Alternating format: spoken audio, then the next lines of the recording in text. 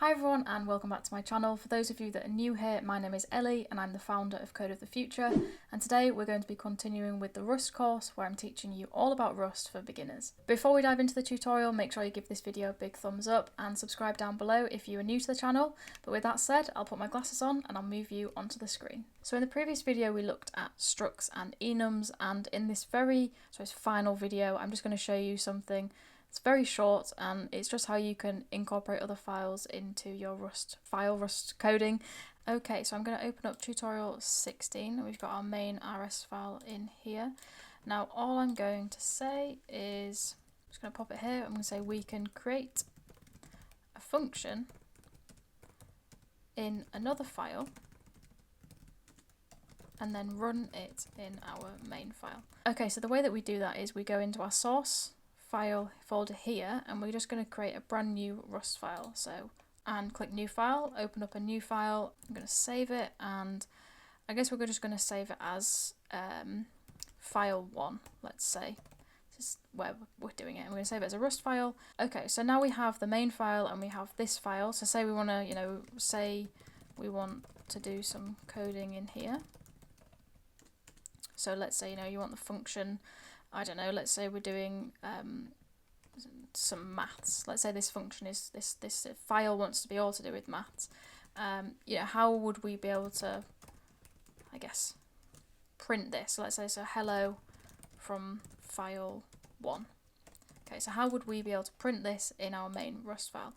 So the way that we do that is we're just going to put pub in front of this function. So pub, so we've got fn maths, and then this is going to put print to console. And just as a, I guess, side note, pub just means a public function. So we can access this outside. And then all we're going to do in our main file is we're just going to say mod, and we're going to say file 1. And then in our main function, we're going to say file 1, : run. Okay, so now what's going to happen if we save both these files and I cargo run, we have an error, and that's fine because that's not supposed to say run, that is supposed to say maths. Apologies, I did a default, I checked this previously and I did a run function instead of a maths function. So here we've done maths. So that should say maths there. That's okay, cargo run. And there we go, hello from file 1 and hello world. And that's because we've called it in here. So again, we don't need this hello world. Yeah, so that's exactly how you would create a separate file and how you then run that in your main file. Very, very simple, very easy. This helps, instead of doing, as I've done, tutorial 10, 11, 12, 13, 14, you could have done this and created your own, I guess, files that were specific to what we'd done. So functions, variables, as an example.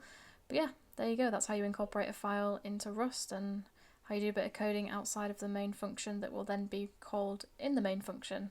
So that was the video today. I hope you enjoyed it. If you did, then please give this video a big thumbs up. Subscribe down below if you aren't already subscribed to the channel. Comment if you fancy commenting. I also have a donation page and a Patreon set up for exclusive behind the scenes footage, if you fancy checking that out. But yeah, as I said, thank you so much for watching. I'll see you all in the next one.